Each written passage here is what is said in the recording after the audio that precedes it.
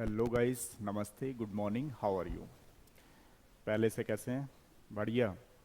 अब देखो, कई बार मेरे पास बहुत सारे बच्चों के कॉल्स आते हैं, फ़ोन कॉल्स आते हैं और पूछते हैं मुझसे बच्चे कि सर, केमिस्ट्री में हम 180 में से 180 कैसे लाएं। अगर इस वीडियो को बच्चे देख रहे हैं तो उनको थोड़ा सा लगेगा, और पेरेंट्स देख रहे हैं तो कहेंगे अच्छा, ऐसा तो पॉसिबल नहीं है। हाँ, क्यों? क्योंकि एक थोड़ा सा रहता है ना, एज का डिफरेंस रहता है, तो बच्चे क्या है, थोड़ा सा एक एग्रेसिव मोड में रहते हैं, यार इस बार मेरे नंबर कम है, अगली बार मैं मार्क्स बहुत ज़्यादा लाऊंगा या लाऊंगी। लेकिन मान लो पेरेंट्स अगर इस चीज़ को देखेंगे तो थोड़ा सा, क्योंकि वो उस तरीके से प्रैक्टिकली सोचना ज़्यादा अप्रोच बनाते हैं, तो देखिए प्रैक्टिकली अगर हम लोग देखें इसको तो थोड़ा सा टफ तो लगेगा। प्रैक्टिकली थियोरेटिकली कहने में बड़ा आसान होता है, लेकिन प्रैक्टिकली थोड़ा टफ लगेगा।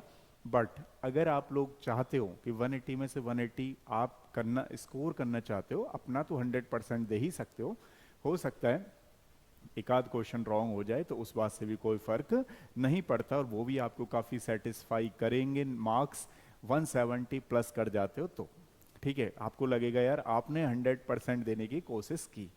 तो देखो होता क्या है इसमें, जैसे मान लीजिए अगर आप केमिस्ट्री पढ़ना चाहते हो और केमिस्ट्री में चाहते हो कि 180 में से 180 मार्क्स आए, तो उसके लिए केमिस्ट्री की अपनी एक कहानी होती है। हर सब्जेक्ट की अपनी एक कहानी होती है, उसमें कुछ चीज़ें कॉमन भी होती हैं, मैं ऐसा नहीं बोल रहा हूँ, कुछ चीज़ें कॉमन होती हैं, लेकिन हर सब्जेक्ट की अपनी एक कहानी है। जैसे फॉर एग्जांपल केमिस्ट्री को हम 3 पार्ट्स में पढ़ते हैं, like as the inorganic, organic and physical. अब देखना आपको यह है कि कौन सा पार्ट आपका स्ट्रांग है, कौन सा वीक है।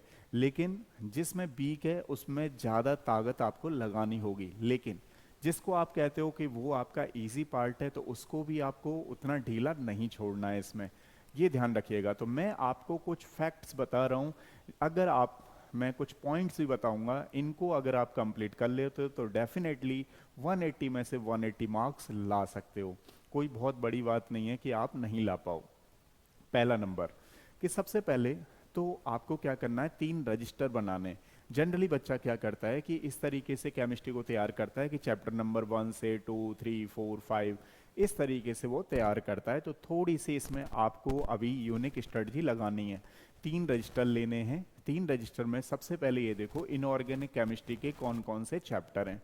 तो जो आपके इनऑर्गेनिक केमिस्ट्री के चैप्टर्स हैं उनको एनसीईआरटी के अकॉर्डिंग लिखो, और हर टॉपिक को कॉन्सेप्ट के अकॉर्डिंग समझने की कोशिश करो। जो आप टॉपिक कर रहे हो, समझ रहे हो, उस टॉपिक पे मिनिमम 5 क्वेश्चन करो, 5 प्रॉब्लम सॉल्व करो। जब आप मान लीजिए किसी एक चैप्टर को पूरा डन कर लेते हो ढंग से, फिर किसी से आप टेस्ट बनवाओ। अब जैसे मैंने आपको बोला, किसी से टेस्ट बनवाओ, तो यहां पर भी आपको एक अच्छे मेंटर्स की रिक्वायरमेंट हुई। मैं ये नहीं कहता कि आप कोचिंग लो, तो मैं कभी कहता ही नहीं हूँ बिना कोचिंग के भी बच्चे करते हैं, ऐसा नहीं है कि नहीं कर पाते हैं, वो भी करते हैं, लेकिन आपने फिर क्या करना है, टेस्ट देना है। तो जैसे आपने इनऑर्गेनिक केमिस्ट्री के नोट्स बनाए, मान लेते हैं एक चैप्टर पहला ही ले लेते हैं, पीरियोडिक प्रॉपर्टीज 11th क्लास का। तो पीरियोडिक प्रॉपर्टीज में से आपको, अब जैसे 11th में क्या था, आप ये सोचते थे कि चलो टाइम मतलब 20 तक कर लेते हैं। 10th में बोला जाता था एटॉमिक नंबर 20 तक याद कर लो, काम चल जाएगा। 11th में था कि 30 तक एटॉमिक नंबर याद कर लो, काम चल जाएगा। बट यहाँ पे काम नहीं चलता है, ये है आपका नीट, और नीट में काम बिल्कुल नहीं चलता। तो पीरियोडिक टेबल आपको पूरा याद होनी चाहिए, और वो भी बहुत ज़रूरी है, क्योंकि वो पूरे इनऑर्गेनिक केमिस्ट्री का आपका स्केलेटन होता है। जैसे मान लीजिए आपने पीरियोडिक प्रॉपर्टीज पूरा किया है ना, लिख लिया, मतलब रजिस्टर में लिखने के बाद हर टॉपिक पे आपने 5-5 प्रॉब्लम को सॉल्व किया। फिर आपको मिनिमम 100 क्वेश्चंस की सीट लगानी है, वो सॉल्व करनी है। उसके बाद आपको एक टेस्ट देना है और एनालिसिस करना है कि ऐसी कौन सी चीज़ थी जहां पर आपने गलती की। तो फिर जहां पर आपने गलती की, उस गलती को आपको बिल्कुल दूसरे तरीके से स्ट्रॉन्ग करना है, दोबारा से स्ट्रॉन्ग करना है, उस पर वर्कआउट करना है। जब आपका ये टॉपिक कंप्लीट हो जाए, फिर आप चलिएगा केमिकल बॉन्डिंग पे। तो वही चीज आपको यहाँ रिपीट करनी है। सबसे पहले चैप्टर के नोट्स खुद से बनाने एक रजिस्टर में, और एनसीईआरटी की एक एक इंपॉर्टेंट लाइन वो छूट ना जाए, वो आपको ध्यान रखनी है, ठीक है। उसको बनाने के बाद हर कॉन्सेप्ट पे 5-5 क्वेश्चन आपको करने हैं, प्रॉब्लम लगानी है। उसके बाद 100 क्वेश्चन की डीपीपी सॉल्व करनी है। 100 क्वेश्चन के बाद 50 क्वेश्चंस टोटल चैप्टर के टेस्ट देना है। अब 50 क्वेश्चन में से कितने आपके क्वेश्चन सही हैं वो भी ध्यान रखना है।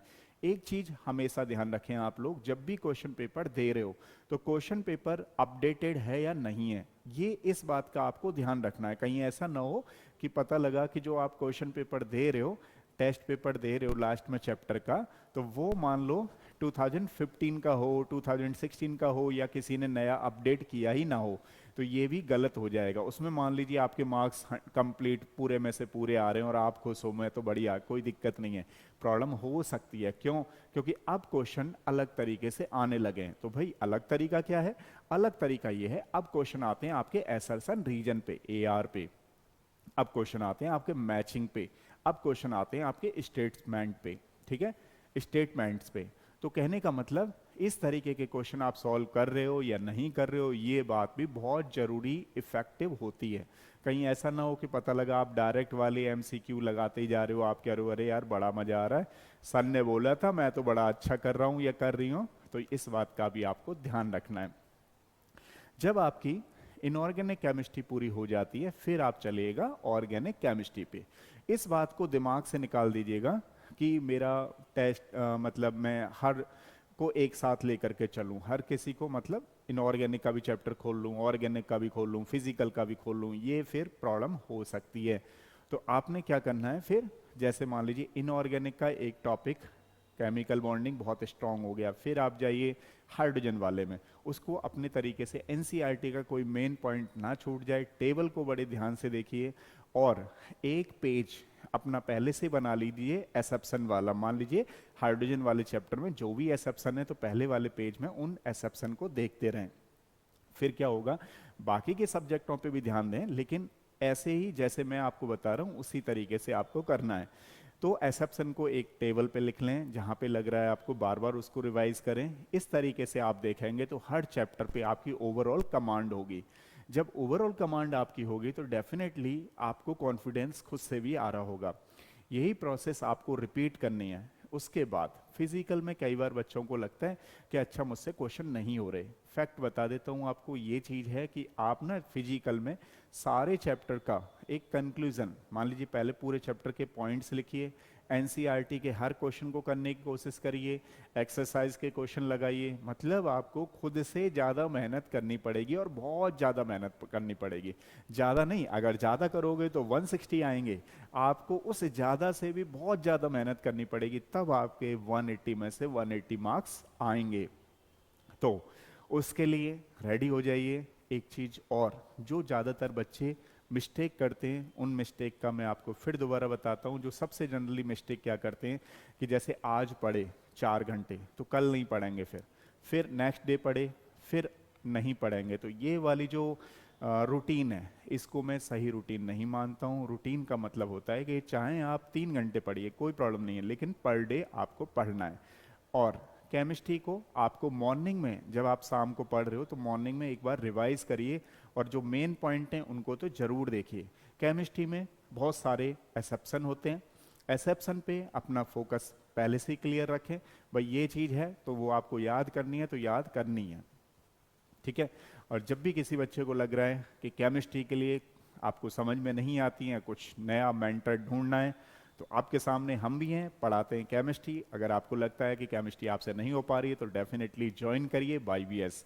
आप ऑनलाइन भी हमें ज्वाइन कर सकते हो और ऑफलाइन भी हमें ज्वाइन कर सकते हो। नीट IIT JEE के लिए कभी भी ज्वाइन करें, किसी भी सब्जेक्ट के लिए ज्वाइन करें, केमिस्ट्री मतलब मैं ही पढ़ाता हूँ। बाकी फिजिक्स वगैरह के लिए आपको पता ही है, आपके सर पढ़ाते हैं। तो चलिए फिर मैं आपको बताऊंगा और कैसे आपने इम्प्रूवमेंट किया है, और मुझे भी आप लिखते रहिए, बताते रहिए कि आपकी केमिस्ट्री में पहले से इम्प्रूवमेंट हुआ है या नहीं हुआ है। Thank you so much.